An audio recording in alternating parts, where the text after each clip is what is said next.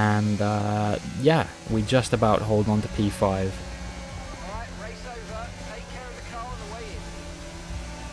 So that was pretty good, right? Like that was the late game safety car, kind of changing everything really. We do get driver of the day, which is nice, and yeah, Verstappen wins. It was Verstappen in Bahrain, and now it's Perez in Jeddah. But we crossed the line to finish P4, and that is our best result of our entire career so far. Best result of the season as well, because we had a 5th last time out. But yeah, career best result of P4, and I can't really be too disappointed with that. You know, this is a car that struggles to get into the points. So yeah, maybe he won't finish last. Oh no, who saw that coming? Not me, that's for sure and certain. Wow. Yeah, no, that was... Honestly, this was a lot nicer than in previous scenarios where I've had that happen. Because at least on this occasion, I wasn't running in the points or looking like I was really even in a shot of getting points. So, yeah, obviously disappointing, and it means we're probably going to have to take a penalty later in the season. But we probably would have had to do that anyway, so... It's just upfronting the inevitable.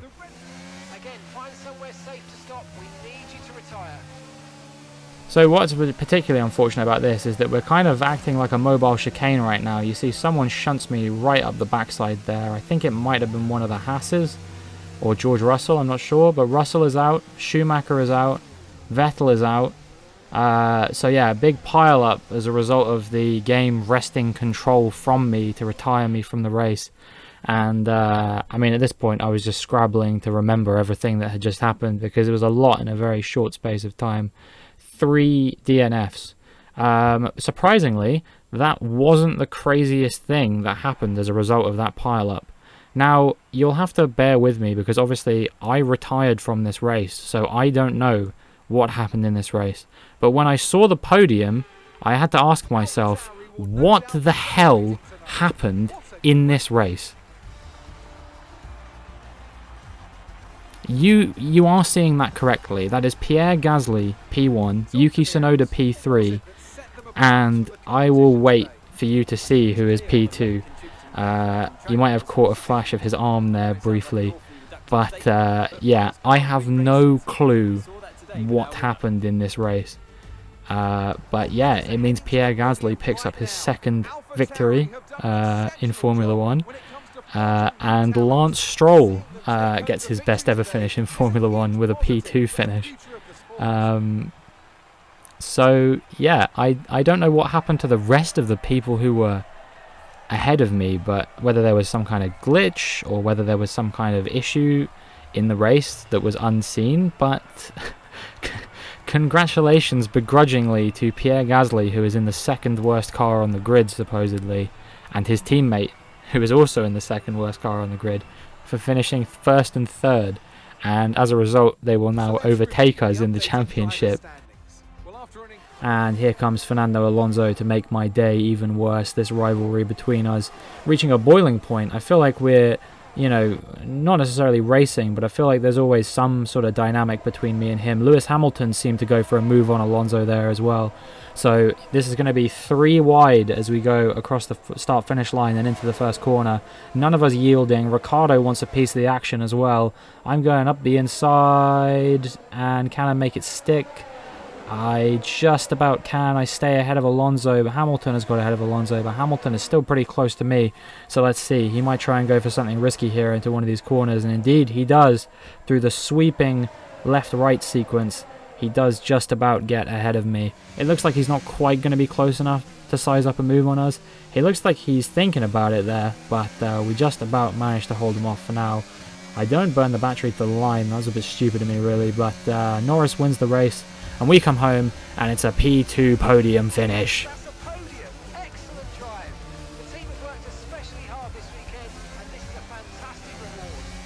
And if you can't tell by the fact that I'm showing you the outlap getting ready to go into my 2nd flying lap, I left things just a tiny bit late. Believe me or not, I accidentally slipped my finger when I was fast forwarding and ended up fast forwarding an extra 30 seconds over what I planned to, and it meant I narrowly missed the line by about 2 seconds or 3 seconds, something like that, and that resulted in me being out in Q1, which is the second time that's happened this season where something that was a bit silly happened and resulted in me being out. Sergio Perez wins the Grand Prix, his second win of the season after Jeddah. He's emerging as a championship contender alongside Verstappen and Norris, and we just need to run to the line now with the battery. We're going to be okay. Magnussen closing us down, but it's not going to be quickly enough, and we just hold on to take P8 from P21. That was a great race. We just need to do everything we can to have a clean rest of the race. There was a pretty good exit from the final corner. We're burning battery to the line. I think we're just about going to hold on for a P9 finish, and that was a fantastic race. Basically nothing happened all race. You know, I was in P9 after the first corner, and I was in P9 at the end of the race. So I can't be too unhappy with that though, because I did say that if I could get points, that would be the best case scenario, and that's exactly what happened. Now the safety car is coming in, and we're kind of doing to Verstappen what he likes to do to other cars on a safety car restart, a move which I think has actually been banned in real life but is not banned in the game, and that enables us to make up a very easy place on him. We go for a dive bomb on Lewis Hamilton there, and now we are back into the podium positions. What an awesome move to make, and we cross the line for another podium finish this season, and this time it's a P3. Okay, good job, mate. Really well done. That was a fantastic drive. Lap 32, and we're having a go at Gasly as we come into the final chicane. We don't have enough space to make the corner, and the game says no, you can't do that, so I slow down to let him through. But I'm going to try and overtake him again as soon as he's overtaken me. Schumacher tries his luck, and he goes for an absolute send and just absolutely 10-pin bowls his way into Pierre Gasly. There's no way Pierre Gasly got away from that without any damage. And yeah, I think Schumacher was trying to go for a strike there, but in the end he just ended up looking like a turkey. So unfortunate for him, but we capitalise on that mistake, and we're up into P10. We're in the points position. So yeah, that was a bit dodgy, a real black bag operation from Mick Schumacher, and I'm more than happy to pick up the pieces. Charles Leclerc wins the race. I think that's actually his first race win of the season.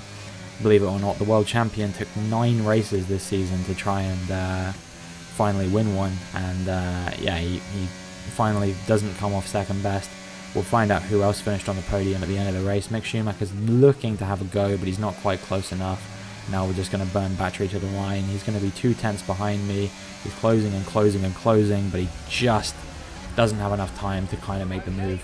And that allows me to take the final point and continue my points finishing streak, which stretches back now to Miami. It's a 5-race points finishing streak. Pretty solid, and we also get driver of the day. But anyway, we're missing out on the action, which is the fact that I'm going to be about 9 tenths up, maybe slightly more as we cross the line. It's good enough for a 127.2. Get in there. For the first time in my Formula 1 career, we finally get a pole position. He's effectively got one more position where he might be able to make this move work, and he's going to have to go for a dive bomb. Is he going to go for it? No, he doesn't. The only way he can get me now is if he outdrags me to the line. I'm probably going to be burning battery. For some reason I'm not. Don't ask me why, but we get away with it. And it's P4, Leclerc P5.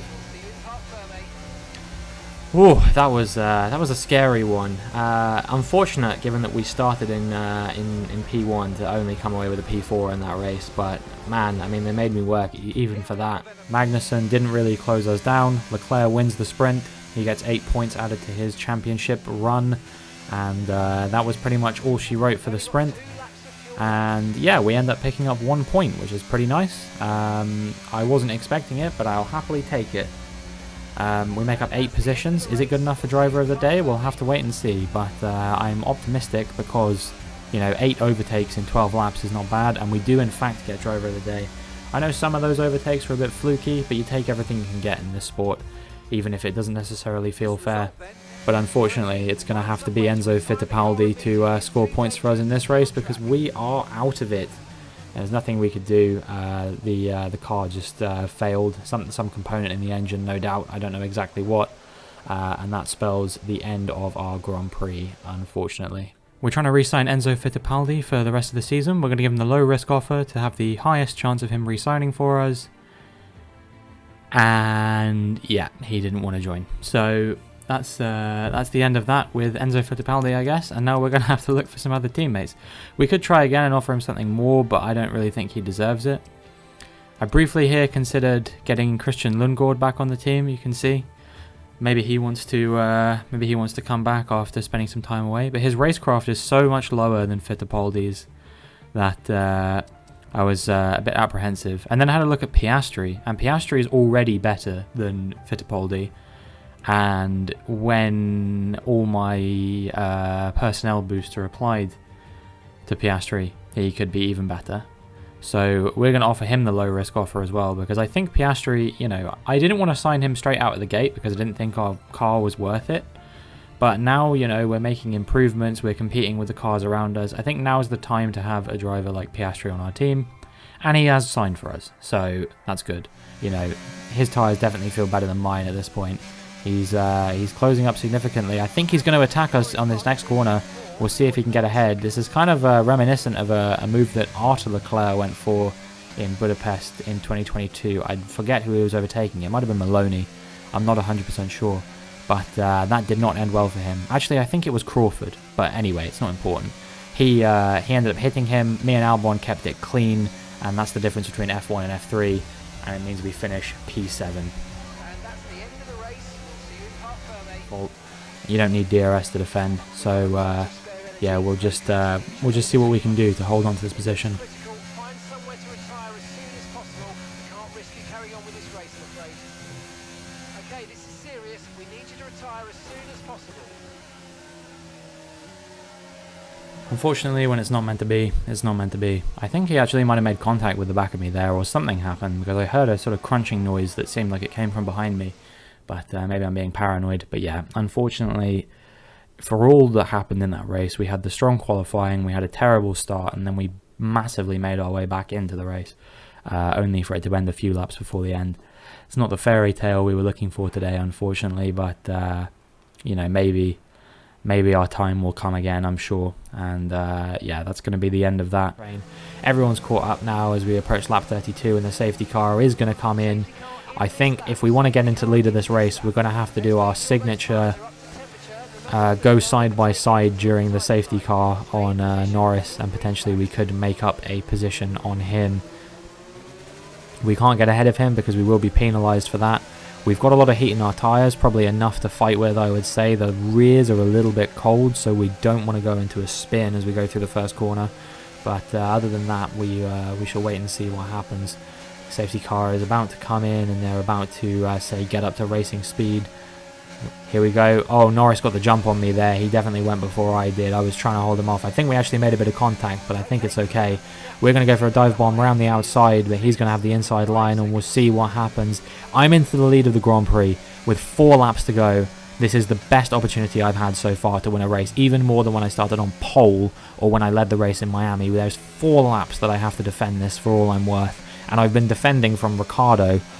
I've just been deploying battery in the right places for the whole race. I know how to hold position in the Netherlands, and I am sure that I can win this race now. We're burning the battery to the line. We've got enough to get us there. He's 3 tenths behind. It's not enough. We win the race. Great drive, we did it. Good job, we did it. Oh boy, that is the first race win we have had in this series. I believe that is my 36th race and my first win. Yeah, we just about managed to get back ahead of Stroll. I don't doubt that he's going to have some traction. Yeah, look at that. Genuinely nothing I could do there. I don't know what the reasoning for that is, but there's not much I can do. Anyway, there's a yellow flag up front, and we're going to see what's going to happen here. There's a lot of cars. There's a massive pile up. I'm going through ghosts like crazy, and yeah, I don't know what happened there. some kind of incident. There's a few cars out of the race, including Kevin Magnussen. I'm not sure who else DNF'd as a result of that, but we definitely got ahead of a few Hasses. I think a McLaren or two, a Mercedes of Hamilton, obviously. Ocon was another car that was involved in that. There was a Red Bull, I guess. We made up a bunch of positions. I think we're in P13 before that, and now we're in P7. And there's a safety car, which is perfect because this is a lap where we're going to pit anyway, and it means that we basically get a free stop under safety car, and no matter where we come out, we won't have to pit again. And if anyone chooses to stay out, we are going to be guaranteed finishing ahead of them in this race because we're going to have a basically 20-second advantage over them. It would be amazing to hold off the podium. I think Hamilton has won the race at this point. But yeah, we've got a tiny bit of battery left. I think Ocon is just not going to pip us. And that's back-to-back podiums for us. Oh my god, I'm out of breath after that. And my voice is gone. Great. The lights come on. And the lights go out. Here we go. It's a pretty decent start. Unsurprisingly, Norris gets a better start. But it looks like we did get a slightly better start than Alonso. Gasly's challenging us, but we're going to send one up the inside of him. He's going around the outside. I think we've lost that position. But we go for it up again. We have to get onto the curb, and we've spun.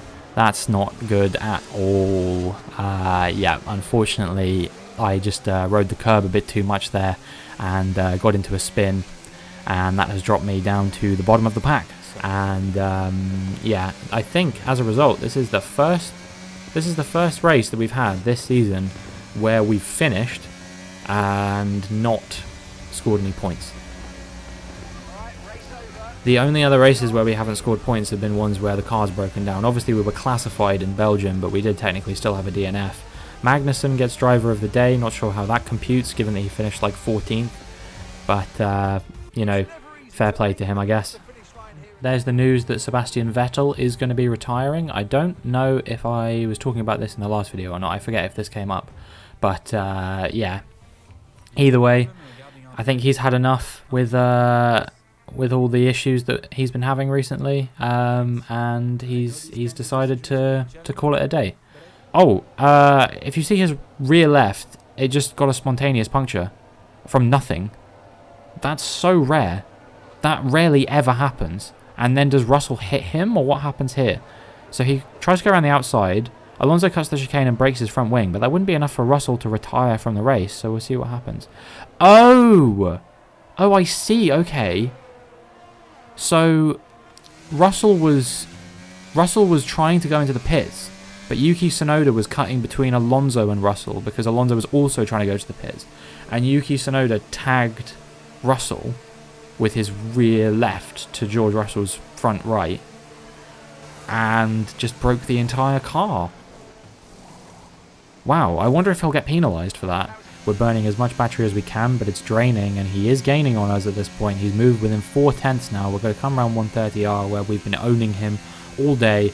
We massively increased the gap by 2 tenths. I've used the word massively way too much in this race. I'm very sorry about that. We come around the final corner. We've got a little bit more battery to burn to the line. He does get a better exit, but it's not going to be good enough. And we get P2. It's another podium in this season of My Team Career Mode. And I'll see if this just turns out to be DRS or something like that, but I think it's likely it's going to be a failure, and we'll find out for certain in a second when they finally tell us what the issue is.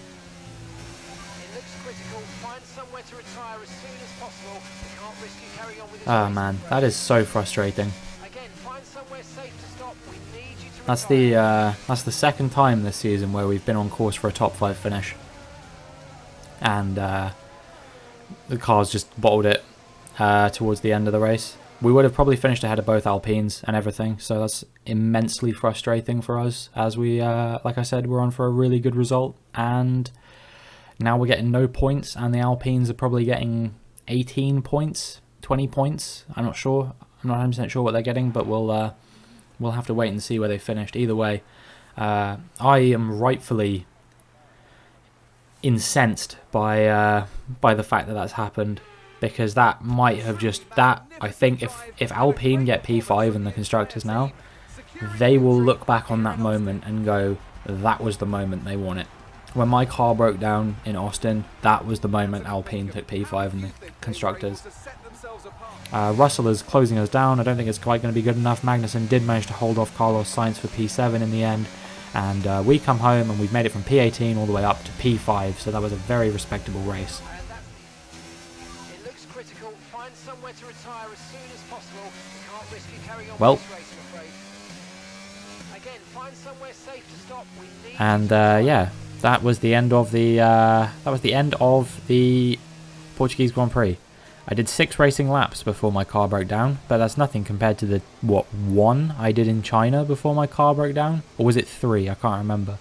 In any case, I've done less than 10 racing laps on new circuits this season. But the good news is, they've just announced that Portugal and China will be on the calendar for next season. That was unfortunately the worst thing that happened in the race, really. We didn't get overtaken again after that. We managed to kind of crack the code to keep the rest of the cars in this race behind us, and as a result we come home P12. It's not great, we didn't score any points, but it could have been a lot worse, and hopefully with some penalties applied we will be able to start a bit higher up in the actual race itself, but that remains to be seen exactly what's going to happen. I think I'm guessing Verstappen won if he got driver of the day, but I'm not sure. We'll see, I guess, because we're going to mount another attack on this lap. We're a little bit further back, but only 410, so we're burning the battery. We've got the DRS. We're going to burn the battery the whole way down to the corner, and we'll see if it's going to be enough. He doesn't consider us a threat, and that allows me to go up the inside, and we actually make a little bit of contact there. I don't think he was expecting me to try and dive from that far back, and as a result, he did exactly what I was alluding to earlier, and turned in on me when I was already alongside him. I don't really think I can be blamed for that. But I did take the lead of the Grand Prix. This is Piastri, and he's had a big crash there with either Vettel or Stroll. I'm not sure which Aston Martin that is. And surely that's going to be a safety car, and indeed it is. Our tyres are in the orange, that's how worn they are. We were on them for 25 laps, no surprises. But we crossed the line, and it's another victory. Like in Zandvoort, we've closed the deal once again.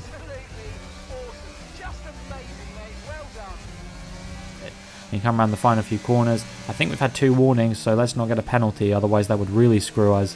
And yeah, we just about hold on up to the line, and it's a P6 finish. Alright, race over. Take care of the car on the way in.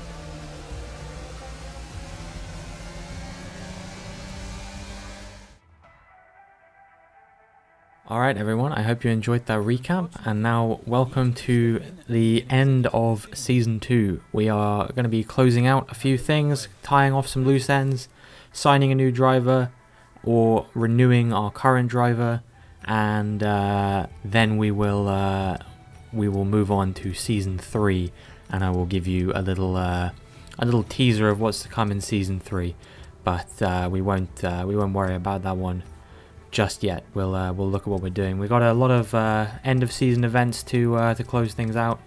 Not even enough to fill up the time, but that's okay. We'll give the team a bit of a break after we've run through all of these. We've covered off all of the upgrades that we needed to cover off, and we've got nothing that we can put on the car at the moment. So we might be moving forward next season rather than moving backwards, which is what a regulation change usually results in.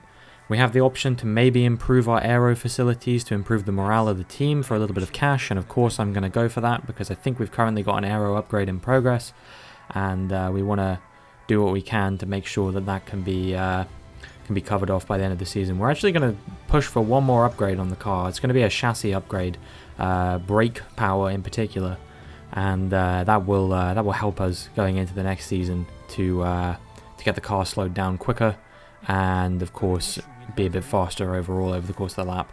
We have an option for driver experience reduction for morale boost or vice versa, and I'm going to go for the morale boost again because the driver doesn't need experience at the end of a season. Vettel has now retired.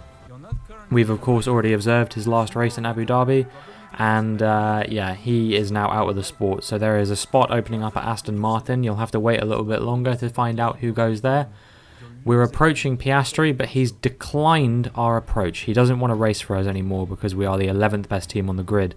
I think he probably hasn't been looking at what we've been doing adaptation-wise, But yeah, that leaves us with only 3 agents as drivers we can sign, because we don't have enough to even sign Schwartzman.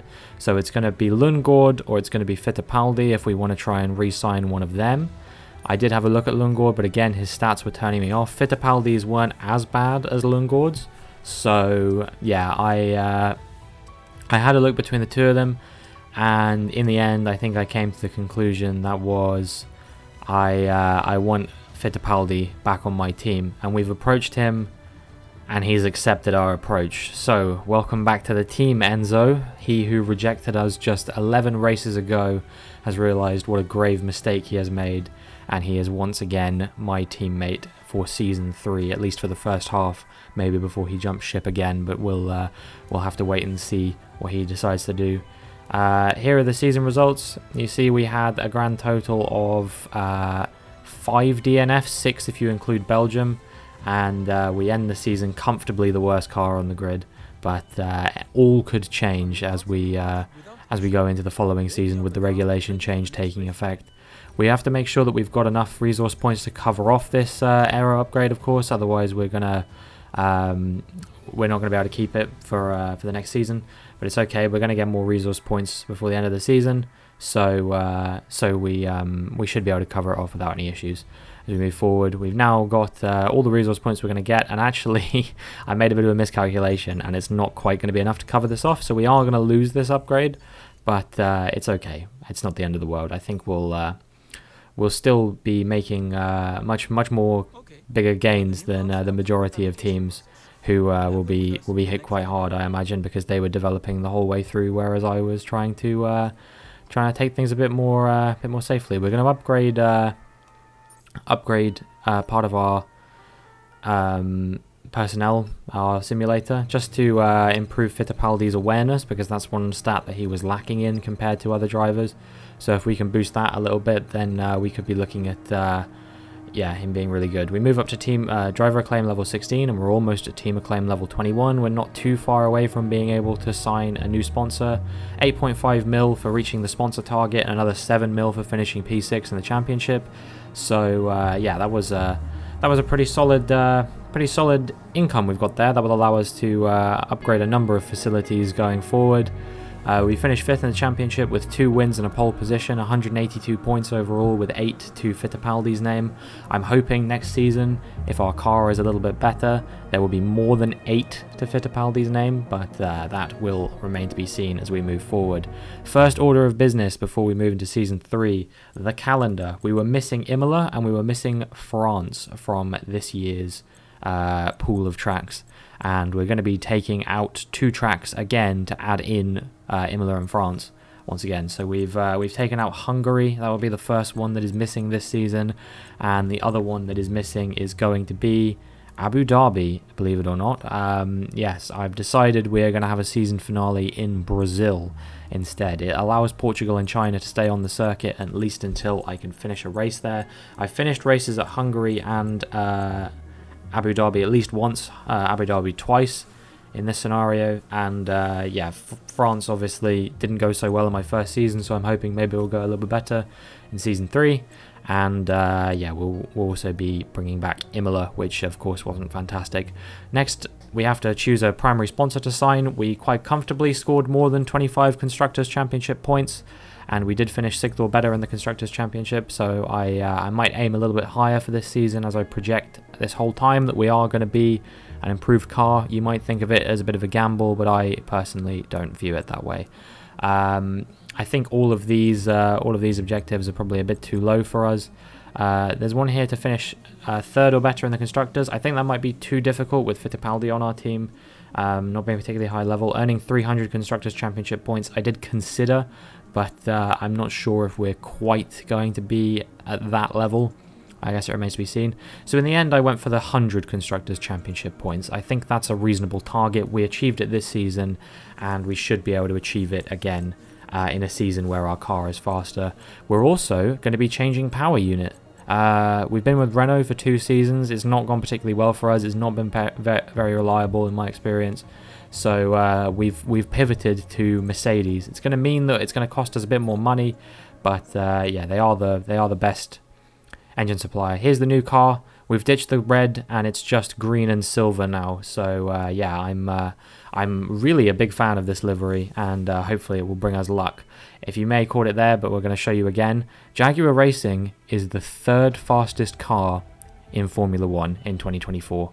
So yeah, this is an amazing development for us, and something I'm very happy about. And now the driver reveal.